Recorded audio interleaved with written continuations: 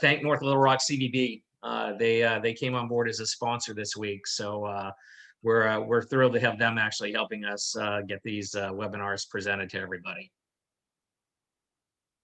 So the floor is yours, Sean Paul. Okay, yeah, thanks, Jim. Appreciate it. Thanks for having me.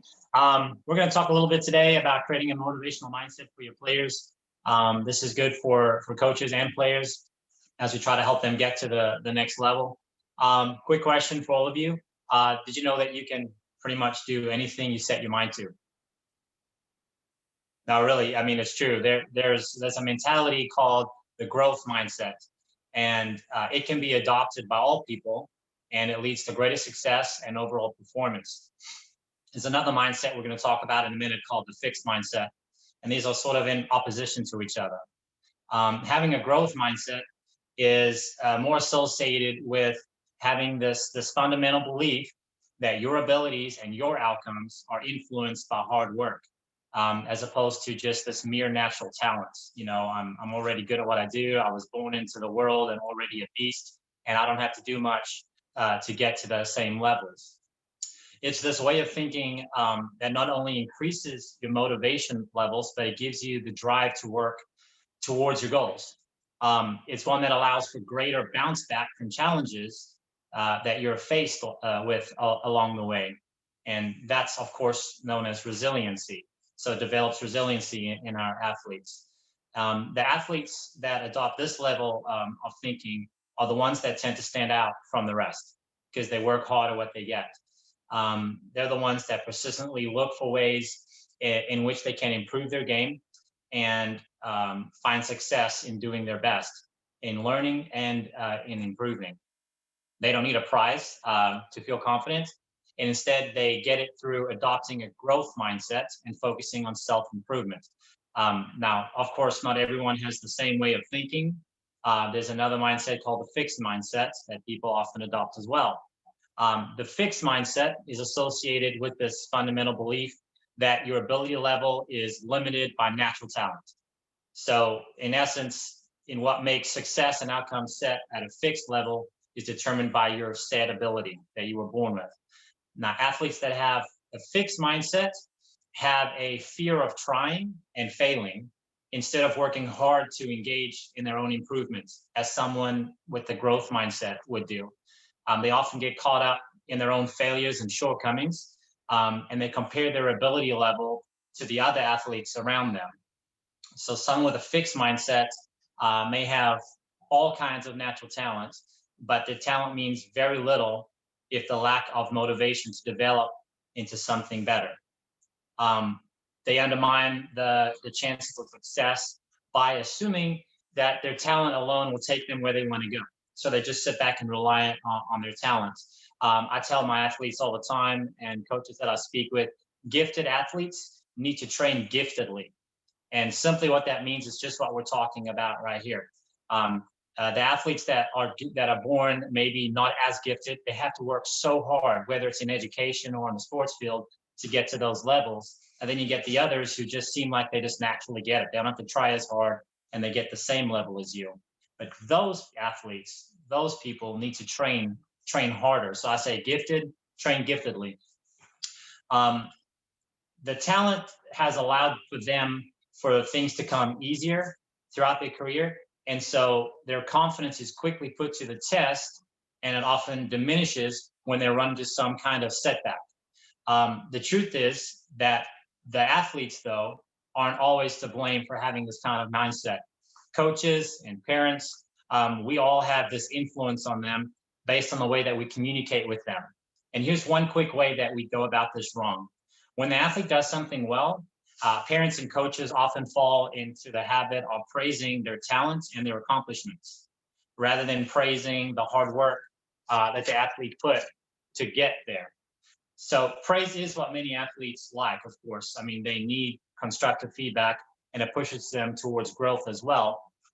But it doesn't necessarily also mean that we shouldn't do this, that we should just negate praise altogether, but that we should be cautious as to what message we're sending the athlete through the way that we deliver that praise. At the end of the day, basically, we just want the athlete to recognize the value of of challenging themselves, and the importance of effort over anything else, really. So one athlete who used the growth mindset to to overcome failure throughout his athletic career was, of course, Michael Jordan. Believe it or not, he wasn't always the star athlete that people view him as today. Not only was he cut from his high school varsity team, but he never got recruited to play for this top college that he wanted to get into. He was passed up during the first 2 draft picks. But instead of viewing these so-called failures as reasons to give up, as some would, he used them as motivators. I tell people all the time too, anybody does anything with the right amount of motivation.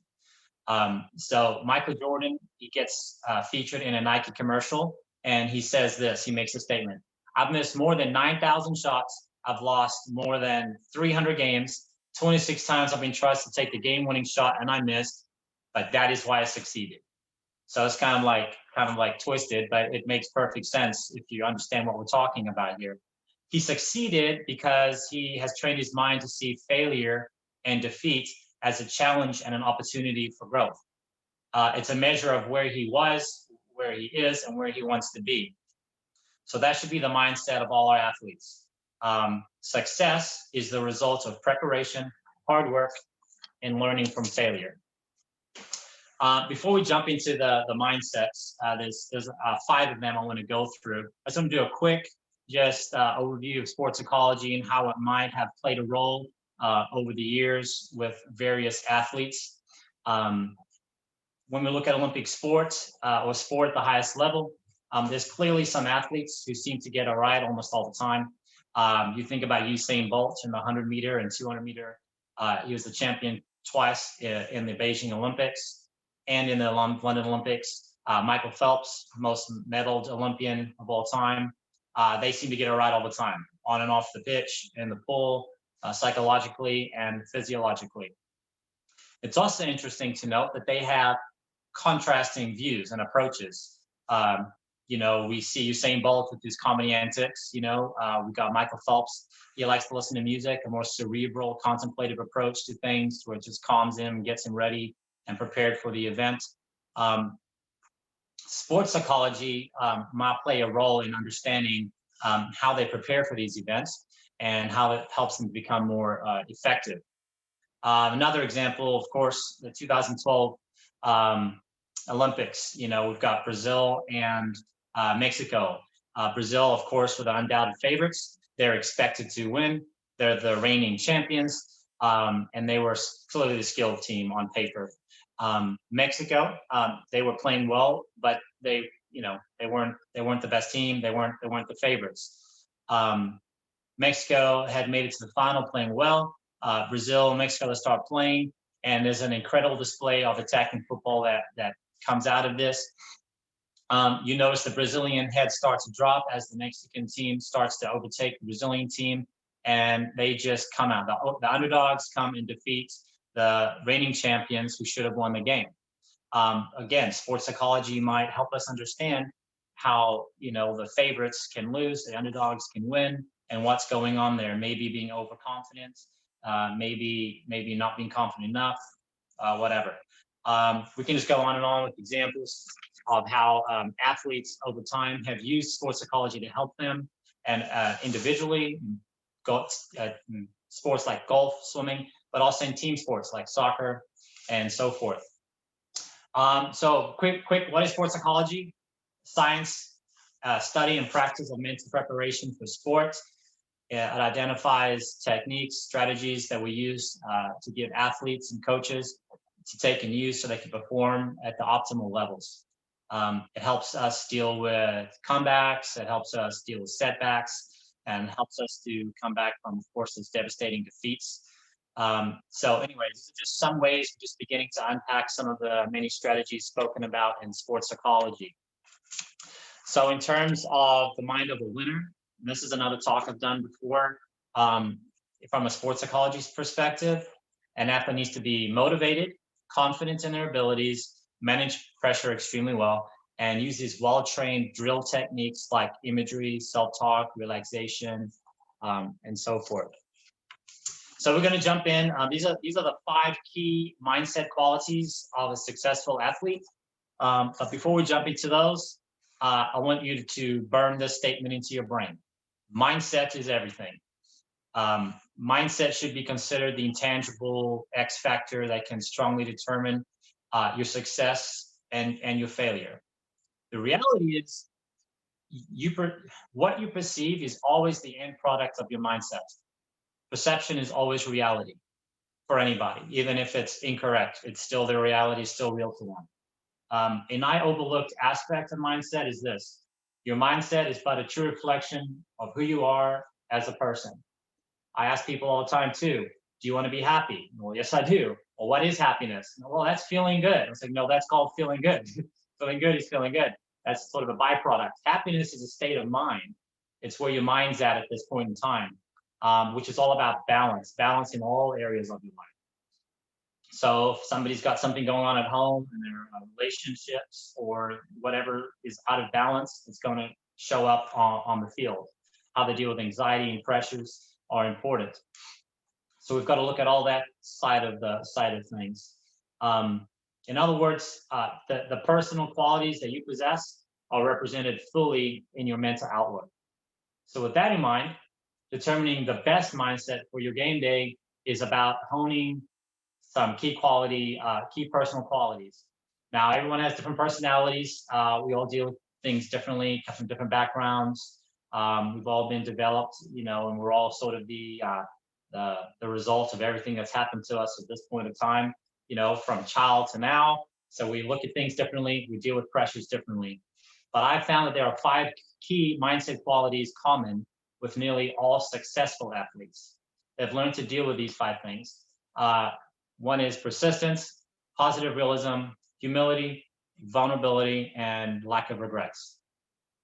So those are the 5, and we'll go through each one. So persistence, what is that? That's simply the quality of always continuing to move forward, no matter what, regardless of setbacks, to endure until the end. I have a mantra, and it's never give up, no excuses, never less than my best. These are things I repeat in my mind as I go for those really long runs. I know what my last long run was. I have to do that or more. Persistence. One of the best examples that I've seen of this that illustrates true persistence comes from the film Rocky II, of course. It's a truly memorable scene. Duke, the trainer of Rocky's opponent, Apollo Creed, he says to Apollo why they shouldn't fight Rocky again. He says, he's all wrong for us, baby. I saw you beat that man like I never saw no man get beat before, and the man kept coming after you. Now we don't need that kind of man in our life. Sorry, I don't have his accent down, so I'm not going to try. In terms of persistence, I mean, that's exactly the kind of man or woman that you want to be in your family, at work, and on the sports field, as a coach, as a player. To just keep going after your objective, even when you've been absolutely beaten down. You just get up and you keep going after your objective. You take that as a sign, as a motivator to do more. You learn from your mistake and you move forward. And we'll talk more about that later. That's going into being vulnerable. Number 2, positive realism. So, I mean, that's an integral part of an intrinsic aspect, really, of having the right mindset. But it's important to temper your positivity with some realism. In the Bible, it talks about being honest in the estimate of yourself. So the same type of idea. Not every situation that you encounter in your competitive realm will be positive, right? I mean, there's some that are not positive, but you can see the positive in it. So trying to adopt this overinflated positive towards everything mindset is just going to set you up to fail, because our brains aren't wired that way. For every positive, there has to be a negative. So positive realism is more about trying to make the best of a bad situation or challenge. And you temper that with a realistic assessment and action based on your circumstances. Go back to a statement I made earlier. Your mindset is but a true reflection of who you are as a person. In other words, the personal qualities that you possess are represented fully by your mental outlook. So for example, in a fitness environment, this usually manifests itself in athletes that are not listening to bad signs, like something's wrong in my body. I'm feeling a pull in my calf or in my groin or whatever. Instead, they ignore those feelings because they see acknowledging that as a form of negativity or weakness. And then we can go into talking about things like shame and how we experience shame growing up. And I can't show shame. I can't be weak. I've got to keep pushing through no matter what. They continue on exercising. They continue playing. Then they wonder why they end up hurting themselves. In these types of situations, by being realistic and knowing when to back off, you may lose today's battle, but you'll win tomorrow's battle. There's nothing positive about that. There's no positive about winning today and then costing yourself for the rest of the season. I have another talk on that titled "When Enough is Enough: Knowing When to Quit." That's a good one. Number 3, humility. It's about remaining hungry to keep improving. A humble person is one who is quietly confident in his or her mindset. So you're confident, but you're quietly confident. It's always realistic in assessing his or her strengths and weaknesses. So a humble person does not under or overestimate their abilities. They have what I referenced earlier. They have balance. They have balance. Their state of mind happy. They have a purpose in life, and they're being realistic about it. Again, we're starting to. You'll notice how a lot of these kind of fade in and out of each other. There's a lot of overlapping. If you practice humility, you'll become an internally motivated person. I did that for my thesis, my dissertation, for my clinical psychology. I did it in this area of sports, and I did it based on motivation. What motivates an athlete more is intrinsic or extrinsic motivation. I took athletes. I used some athletes out there at Blue Perch, really, I think is what I did. I took a couple of players from different teams, and I had them run a 100-meter dash, and I record their times.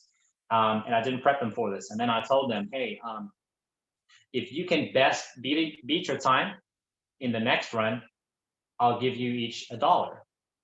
Would you believe it? They all beat their run. They were trying their best to beat the run to get that $1. Then I said, if you can beat your time again, I'll give you $3 on top of that $1. So you got $4. Every single one of them beat their time again.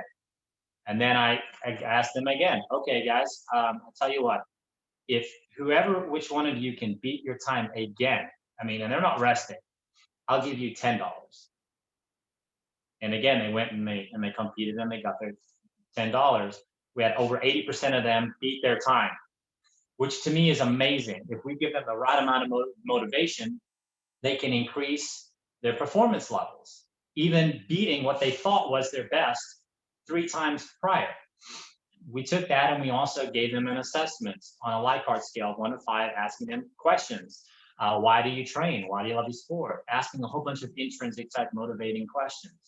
And again, the results of that came out that they are all intrinsically motivated to do things, and that will increase their optimal performance. We then measured the two against each other.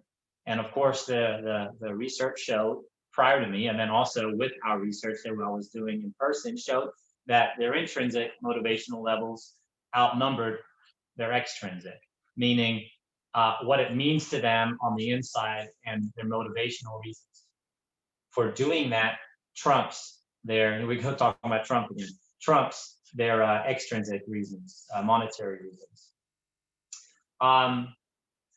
So the kind of motivation that you want an athlete to have that helps them keep on training, whether it's rain, hail, or shine, is the type that helps them come from internal, not external. Vulnerability. Okay, so this is not usually a quality that most would associate with having a bulletproof mindset. You would think that that's a weakness, right? Being vulnerable. But even relationships with our spouses or friends, family, or as a coach, player, vulnerability is actually, that's a strength. That opens up so many other gateways. A vulnerable person is one who is not afraid of failing or sharing those failures with others. They realize that they learn more from times of failure than times of success. Just like Michael Jordan, when we were talking about him earlier. They are not afraid of adopting an open-minded approach of training or trying new ideas. They recognize they need to change, and they evolve as they age or as their goals broaden. They're willing to seek help. They're more open to suggestions, criticism from their coach and their parents as well. So yes, vulnerability is often seen as a sign of weakness, really, but it's actually the opposite. Because being vulnerable allows us to strengthen our resolve, because we cannot truly grow strong until we acknowledge the areas where we're weak. It's like focusing on the muscle in your body that needs strength and then working on it. If you ignore it or pretend it's strong, it's not going to get stronger. There's a formula in the fitness industry that goes something like LiveStrong, but time of attention plus resistance equals power.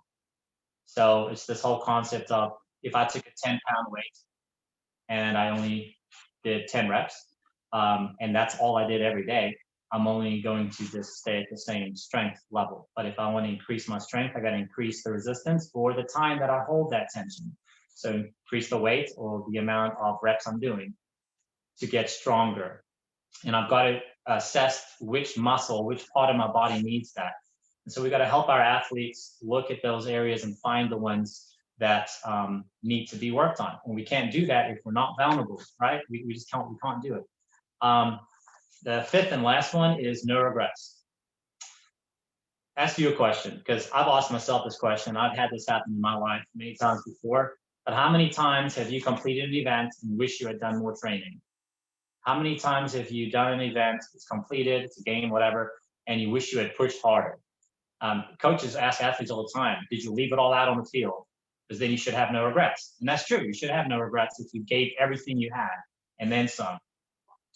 For most athletes, this is obviously, it's a usual occurrence for us, far too often. And that mindset leads straight to regret city, like population, #you, I mean, regret is a powerful and destructive human emotion. Here's a quote from something I just said earlier. A vulnerable person is one who is not afraid of failing or sharing those failures with others. Vulnerability is when you're vulnerable is when you realize that they learn more from their failures than from your successes. When you're preparing and competing, you need to have the courage to honestly answer this question. Am I satisfied that I did everything that I was willing to do to achieve my goal? So that's your question. Am I satisfied that I did everything that I was willing to do to achieve my goal? So just like in life, game days are not infinite, and they're certainly not warm-ups. You make every opportunity count. You control the controllables. I know that sounds weird, but that's what you do. You control the controllables, not what you can't control. And you have to be honest and vulnerable and take an honest introspection into yourself and see what things need to be improved on, what areas of your life need to be strengthened. And that's it. I mean, you do everything that you're willing to do to achieve your goal right now. When do I start, coach? Right now. I mean, that's when you start, not tomorrow. Now is always the best time to do the right thing that you know you need to do is always right now. It's never tomorrow. If it's a relationship issue you need to fix, if it's somebody you need to forgive, a grudge you need to let go of, all of that's going to affect your mental outlook, your whole mental game, how you're performing. And not just in sport, in life. Life is sport, sport is life. We're performing in all aspects. So you've got to learn to take an honest look at everything and say, okay, for me to perform as a father today, as a coach today, as a student, as a worker, an employee, a friend, a mentor, an athlete, I've got to be fully ready and complete. Got to be vulnerable, got to have honest introspection, got to have humility, got to be happy with who and what I am and move forward that way. Where am I at? All right, so I do have a whole nother chat I'd like to do someday. It's titled Creating Your Own Warrior Mindset. And it goes through a couple different,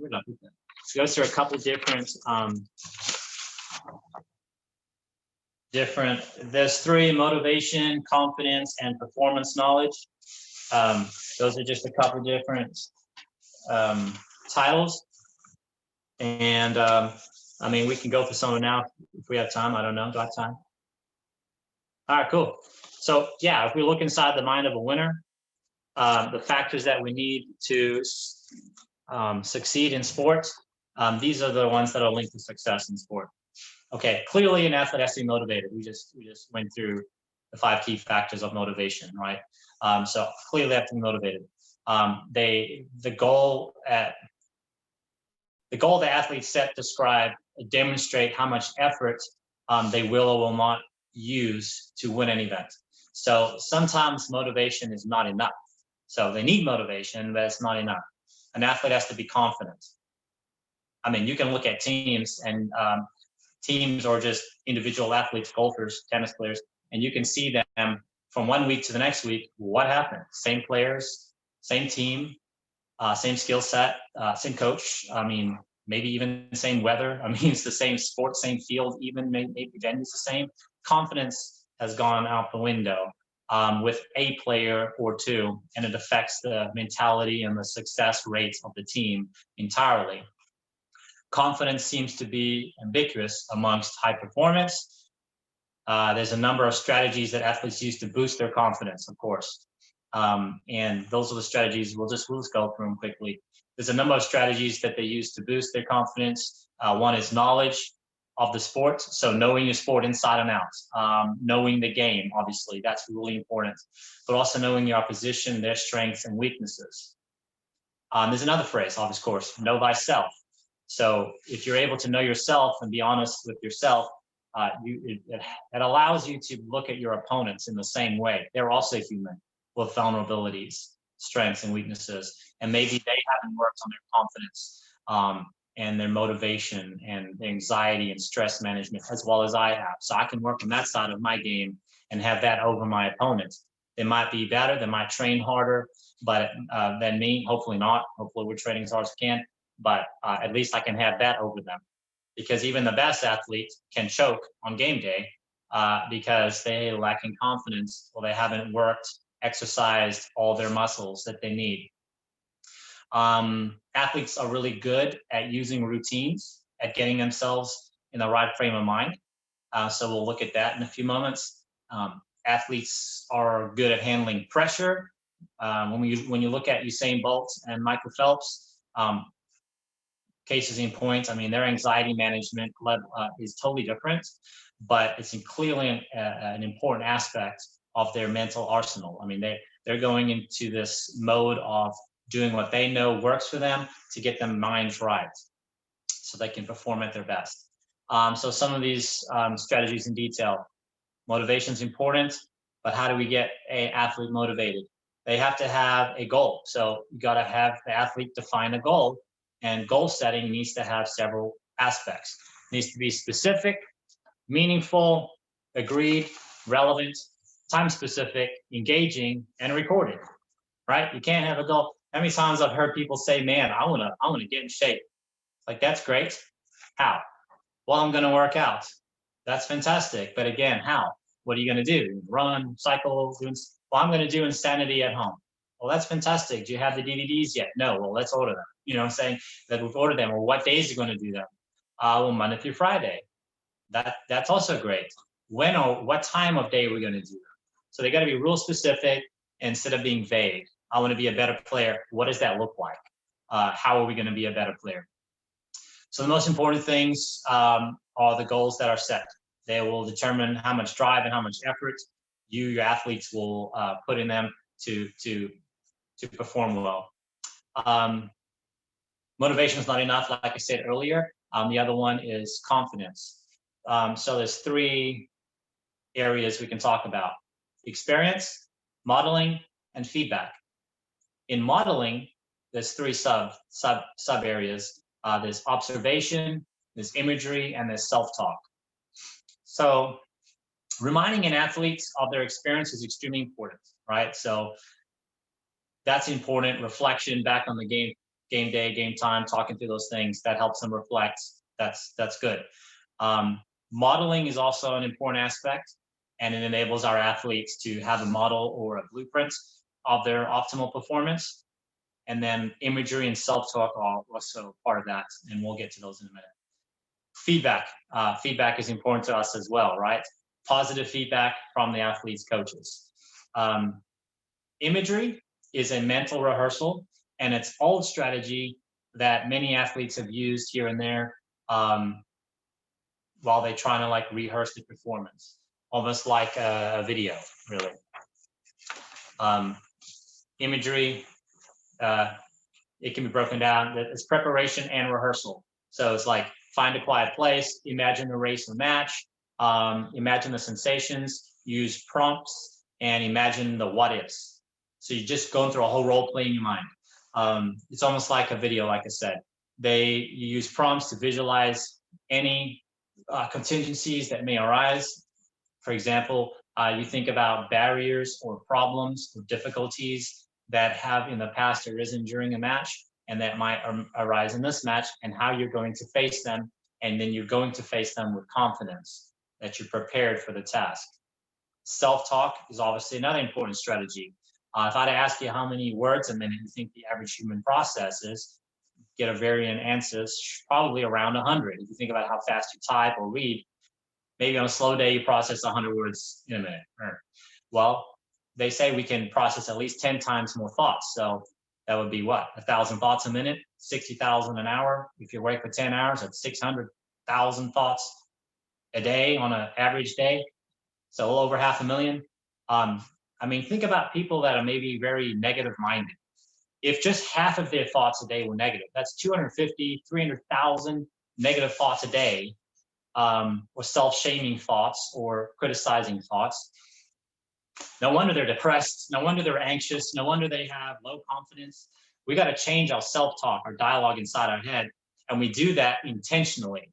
Just like I was talking earlier about time of attention plus resistance equals power in the fitness industry.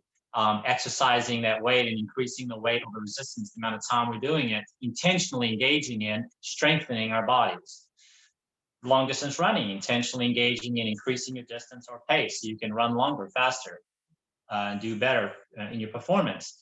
Same way with your mental health. You've got to work, you got to do mental reps. Let's put it that way. You've got to do mental reps and increase your capacity to perform at a higher level. So self-talk's important. It enables you to go through in your mind using mantras. I told you some of my mantras that I've used in the past. You got to come up with some for yourself and sort of, what am I trying to say? Provide that as an example for your players. Share with them your mantra. Help them come up with a team mantra. Help the team come up with a phrase to say together. With the Wolves, we did that. We all met at a park one day, and we all just went around and wrote down a whole bunch of things, what it means for teamwork, what it means him as a player. And we took all those things and we came together with ours. And it's give 100. What is it? Play together, give 100. So it encompasses everything we're all talking about. Give your best, never less than your best. Always give 100%. Nothing less. Be there for each other. Support, teamwork, unity. All those things are encompassed in our mantra.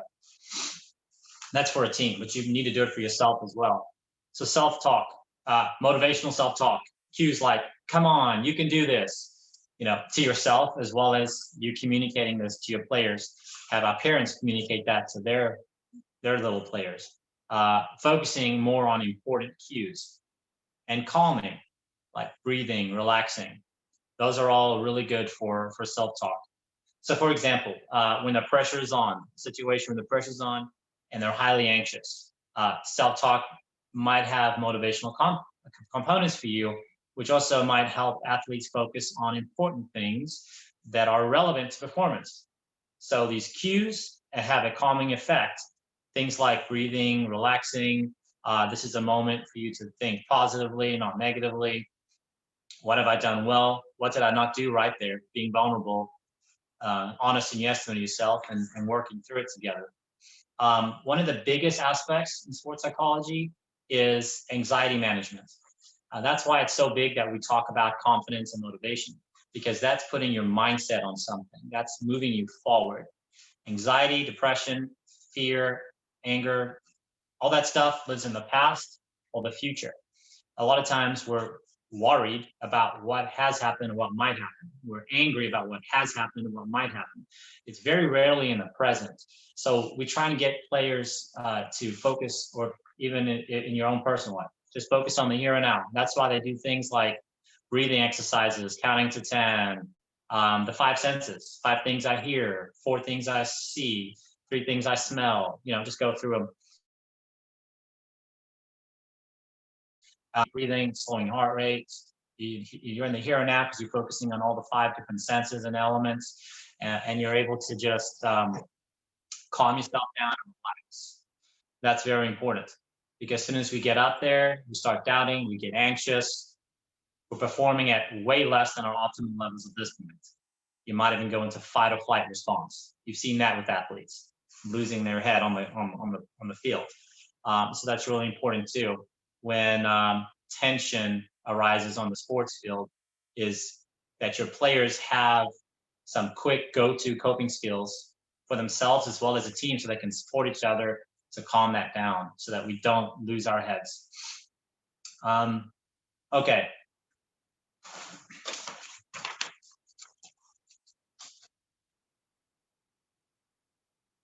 Yeah, that's it. That's all we got, man. Appreciate your time and letting me share some of these concepts with you and things. And I hope that what we talked about today helps you develop some levels to perform at your optimal best, and create some next level thinking by intentionally engaging in some practices that will only strengthen you, instead of letting you be just vulnerable out there to be messed with. So Thanks, Sean Paul. I had a question. I don't know if anybody else has any questions, but one of my thoughts was, when you're talking about the 5 key mindset elements, is there an age? I mean, a lot of us coach youth kids and whatnot. Is there an age where that becomes more or less of a jumping off point? I mean, are we looking at these mindset elements of kids at 10, or are we looking more when they're 15, 16? oh man, all levels. I mean, I would start as early as I can, because if you think about it, our kids are really impressionable, and you want them to instill some of these values in their lives, not just on the sports field, but just in their everyday life, at school, performance at school, or as a son, or as a daughter. Not just as an athlete. And so you want them to be able to kind of zone in on some of these aspects, so they don't see them being benched more than others as a failure. Instead, maybe that it can be looked at as a way to inspire them to do better, or being yelled at by the coach, or losing a game. Being able to manage those things, and have those conversations where, on the ride home with the parents, instead of being drilled on all the things that parent saw them do wrong, it's more of a healthier, helpful conversation time, where we don't obviously are not just praising their skill levels, but the effort that they put in. We're focusing on the things that matter, because those are the elements, those are behaviors we want to encourage to happen more often. So, and I would think that as you age and get older, this becomes more real, becomes more serious, that you actually pay attention to these things, because now we're evolving, our lives are getting more complicated. We're having more and more friendships, more relationships, getting involved with somebody, in dating or whatever. And so all those things play into it and start messing with your mind even more. And as you become a parent or a dad or whatever, a mom, whatever, grandparent, you have even more roles to consider. How am I performing as a father, as a wife, as a husband, whatever. You've got all those aspects too. All of that can play into it. And while this is so great for athletes, it's really good for anyone in any area of life. Really. That's great. There's a question in the chat room. Any social emotional approach that you would recommend, Sean? To just becoming a better, more resilient athlete. Yes, I think that's okay, what Carlos is asking. Yes. All right, Carlos. Yeah. So socially, emotionally, what I would suggest there is as we engage in our relationships with everyone, I mean, we want to be fully balanced. So we do want to have good, healthy social relationships with others that are lifting us up. I was always told by my dad as I was growing up that, you always want to take a true, honest estimate, measure of yourself where you're at, and have people above you that are pulling you up, involved in your life. I mean, mentors, friends, as well as having those that are on an equal playing field with you. And then when you are strong enough and you feel like you're capable, you allow yourself to be more available to those who you can help. So sort of paying it forward. Everybody has those helps along the way. As far as the team aspect goes, creating that atmosphere amongst the team that we're all in this together, we're all growing together, we're all at different levels, and we're all going to partner with somebody to help them become better while I'm also working hard to become better, modeling that myself while I'm helping others. I've learned too, and I know you guys have, and we've all seen this, it feels so great when you get to help somebody. And that's not really where I'm going with that, but tagging onto that, the more you can do for others and helping and extending out the very thing you need, it's like the very thing you need, you're not getting, so you go and give it to somebody else and they need it. Next thing you know, you're fulfilled and you're getting the help in those areas as well.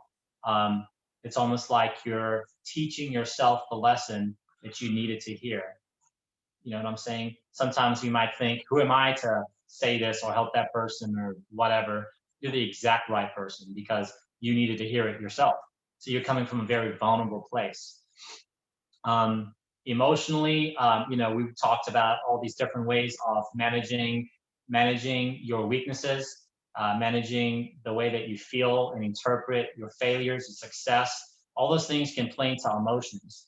Our emotions, the way we feel, our thoughts and our behaviors, those three things interact with each other all the time. The way you feel, your emotions, will impact your thoughts, which then impacts your behavior. And that can go in any order. The way the thoughts may affect your feelings, which affects your behavior, or the way you're behaving might impact your thoughts, feel whatever. Either way they go is the way they're going.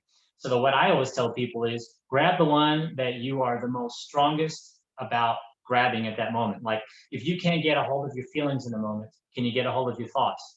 If you can't even get a hold of your thoughts because it's also a little too hard for you, grab your behavior. Whichever one you can alter it, and the other two will fall in place. Because remember, they feed off of each other. So if you can change your thoughts right now, if you can choose to think about something else, being in the here and now, and some of those things we talked about, and there's so many other things we haven't talked about, but you can Google them or come and see me or call me up. I can help you out. Then that will help you shape how you're feeling, and then your outcome's different. Your behavior is totally different. Sometimes the only thing you get a hold of is your behavior. Well, what's that look like? Do some push-ups, go for a run, stand in the shower, just do something. It will change the way you're feeling, which is now helping you change your thoughts. But we have to take ownership and responsibility of the way we're feeling. Jim doesn't make me angry. I choose to be angry based on how I feel about what he says. So it's me. I got to take responsibility for that. So I get to choose how I feel today, and I'm going to make it a great day, regardless of what Jim says. I'm just going to make it great. And so that's sort of what we want to instill to give resiliency to our athletes.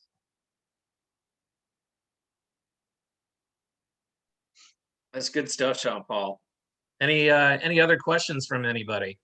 Got the chat room if you want to type it in there. Otherwise, you can unmute yourself and ask directly. Yeah, thank you so much for that answer, Sean. Yeah, and one of the challenges that we have, maybe I don't want to say we have, but some of my challenges that I have is to address, with the same, social and emotional approach, especially with the movement that we have across the state, because everything that we're facing right now. Any tips that you might have to address parents from the same perspective of the social emotional, especially when it comes to playing time? Sometimes our parents get upset, and we as coaches, don't have those words at that particular time, and sometimes we say stuff that we really don't mean to harm any feelings. So any suggestions from the social emotional aspect to deal with parents that you might give us? Yeah, hey, listen, Carlos, you're touching on a subject that is, I know we all struggle with it. Parents on the sidelines. And you know, if you're hearing on the sidelines, can you imagine what's happening on the car ride home or during the week? You know, we do a really good job at beating down our children and really harming their confidence levels and shaming them. That's what it is. It's shaming them. And I know that they're having a talk later on. I think it's today. Jim mentioned he can tell you guys later when I'm off here. I don't remember what he said, but I think it's later today where they're actually addressing that very, very topic with parents specifically on the sidelines. But there's so much that we can do as parents that can instill confidence, love, respect. Every person on earth wants to feel loved and highly valued. That's it. That's all we want to do. And the job as a parent is to encourage your athletes, your young athletes, your children. Let them know you're proud of them and encourage them to be honest with themselves. Ask them on the way home, hey, how do you think you did today? Did you leave it all out on the field? You know, it's a question I said that we need to ask ourselves all the time. What was it? Am I satisfied that I did everything I was willing to do to achieve my goal? You can ask, are you satisfied that you've done everything today that you were willing to do today to achieve your goal? And if you weren't willing to do it, why not? If you were, why did you not achieve it? What roadblocks are in the way? How can we overcome those? And let the child talk with you through that. As far as the sideline goes, parents need to shut up on the sideline. I mean, that's just simple. So as a coach, I think as a staff, you just need to keep their mouths shut. They're there to watch their child do and perform based on everything that's happened up until that moment. So what you're yelling out at that moment is not helping at all. All they need to do is see that you're there, that you care, that you're there to watch them, and that's it. Yeah, as it says, good luck with that. I know that's hard to do, but that is what we want. I've seen it at many games. I've seen some teams at some clubs do a good job at that, where the parents have adopted that understanding. But that's what it's going to take. Maybe not just an email out to the parents, but an actual conference or something. Like we just have this whole vibe around the club and parents and coaches where they understand we're all in this together in the long haul to help shape the minds and build character and confidence in our young athletes. I mean, that's what it's about. We're undoing the work when we're yelling from the sidelines. Yeah, and to your point there, Sean Paul, the webinar that you're talking about, that's at noon today. That's with Seth Taylor, who's going to be discussing the sideline culture. So hopefully you will be able to make that, Carlos, as well as many of you others here. I sent out an email this morning to folks with the lineup on everything. So hopefully we'll get a lot of people to do that, because I think that's clearly a growing problem that we're having to address. And it's one thing for us to address it as coaches with players, but trying to get the parents to fall in line can oftentimes be a little more challenging. So that's excellent suggestions and feedback on that, Sean Paul. Thank you. Welcome. Any other questions for anybody? From anybody? I do have this recorded, so probably early part of next week we'll get it online. So for anyone that missed it or joined late, you should be able to get access to the link. And of course, if you need to reach out to Sean Paul directly, feel free. If you don't have his contact information, you can reach out to Marissa or myself, and we can help you get in contact with them. Sean Paul, again, thank you so much for doing this for us. Strange times now during COVID. Zoom webinars have kind of become the thing. I hate the fact that we're virtual AGM this year and can't have you do this in person, but I think there's a great opportunity for us to at least reach out and get in touch with more people via the virtual platform. So thank you. Thanks again to North Little Rock CVB for their support of us, and hopefully we'll see most of you guys on webinars later today and later this week. Yeah, thanks for having me, man. Awesome. Thank you. Take care, guys. Have a great day. Cheers.